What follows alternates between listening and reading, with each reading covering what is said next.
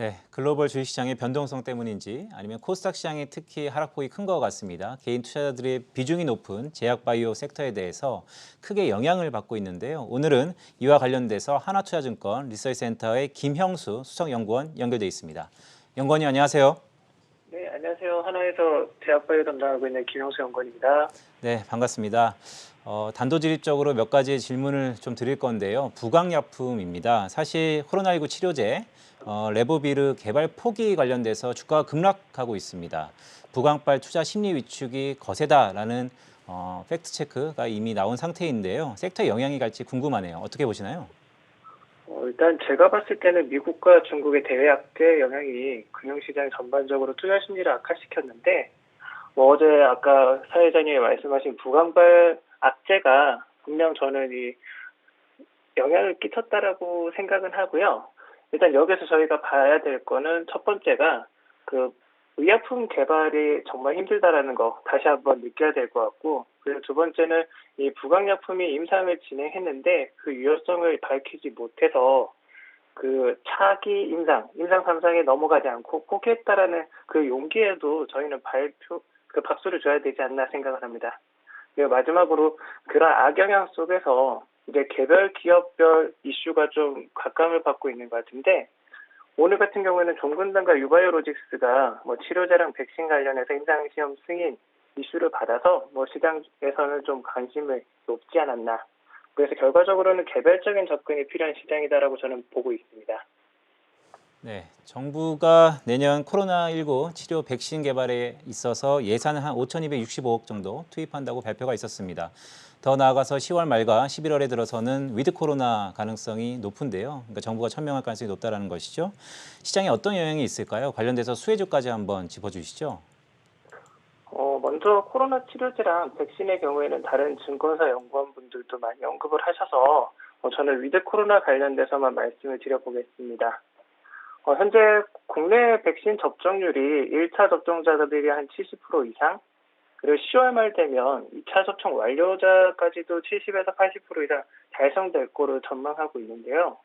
그래서 이 정부에서는 11월부터 위드 코로나 정책을 실행할 거고, 그 세부적인 안들, 저녁 모임에서는 PCR 분자 진단 검사로 음성이 나왔을 때 모임에 참석하게 해주겠다, 이런 식의 세부 사항들이 나오는데, 먼저 7월부터 위드 코로나 정책을 실시한 영국과 싱가포르의 사례를 보자면, 그들의 정책 속에서 제일 저희가 주목해야 될 포인트는 생활 속의 진단을 강화했다라는 거, 그 정책이 가장 중요하지 않을까라고 생각이 됩니다.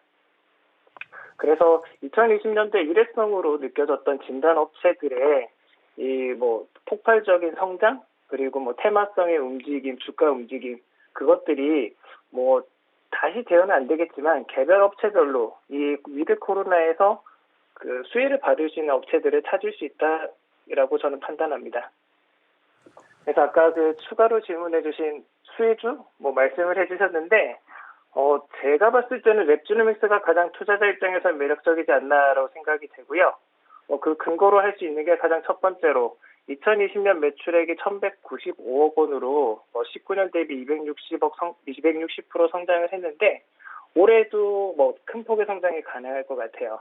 올해는 제가 추정한 게 한 2,006억, 한 70% 이상 성장을 해서 2020년과 2021년에도 2년 연속 좀 고성장을 보일 수 있을 것 같고, 매출 성장뿐만 아니라 영업이익도 올해는 930억 원으로 작년 매출의 거의 80%를 수익성으로 보일 수 있다는 게 가장 큰 매력적이지 않나 생각이 됩니다. 그래서 현재 기업 가치가 3,200억대인데 시가총액 기준으로는 너무 저평가로 판단이 되어져서 저희 가치 투자를 하시는 분이나 아니면 좀 장기 투자를 하시는 분들한테도 충분히 매력적인 업체이지 않나라고 생각이 되고요. 지금 이 랩지노믹스가 다른 진단업체와 차별점을 보이는 것이 제가 봤을 때는 안정적인 수출과, 그리고 두 번째는 국내 이 선별진료소에서 나올 수 있는 국내 분석 서비스라고 보여지는데, 국내에서는 분자 진단 키트로 미국으로 수출을 유일하게 하고 있고요.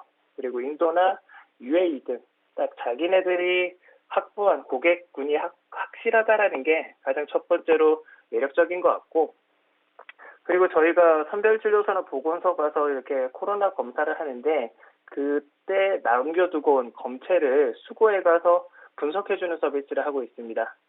그래서 국내 확진자나 검사자 수가 늘어날수록 이 매출은 유의미하게 증가할 수 있기 때문에 이 랩지노믹스는 4분기에 제가 예상한 수치보다도 더 많이 나올 수 있지 않을까라고 판단이 되고요.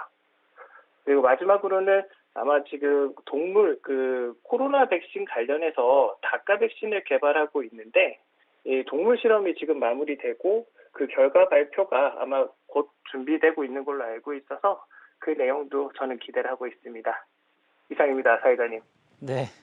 네, 마지막 질문 좀 드리겠습니다. 사실 증권사는 이제 연간 전망 시즌에 들어갔죠. 그래서 조금 템포가 이를 수도 있는데요. 제약바이오 섹터 전반기 내년도까지 전망을 한번 좀 짚어주시죠. 어떻게 봐야 될까요?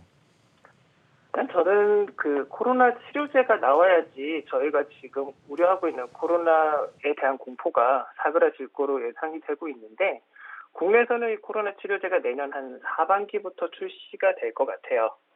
그래서 아직까지는 내년 상반기까지는 그래도 이 코로나 관련된 이슈가 뭐 주되지 않을까. 뭐 그렇다라고 하면 그 중에서 10월에 뭐 출하가 예상되고 있는 삼성바이오로직스의 모더나 백신 생산 그리고 최근에 뭐 이슈가 되었던 녹십자의 얀센 백신 CMO 계약 등이 좀 많이 해자될 것 같고요. 그리고 제가 좀 전에 말씀드렸던 위드 코로나 정책이 시행됨으로써 기존에 뭐 좀 소외됐던 언택트 말고 컨택트수라든지 그리고 또 제가 언급드렸던 진단업체들이 좀 차별화된 성과를 보일 수 있다라고 저는 판단하고 있습니다. 이상입니다. 네, 오늘 짧은 시간이었지만 한국의 제약바이오 산업에 대해서 들어볼 수 있는 시간이었습니다. 김영수 하나투자증권 리서치센터 수석 연구원이었습니다. 연구원님 고맙습니다. 네, 감사합니다.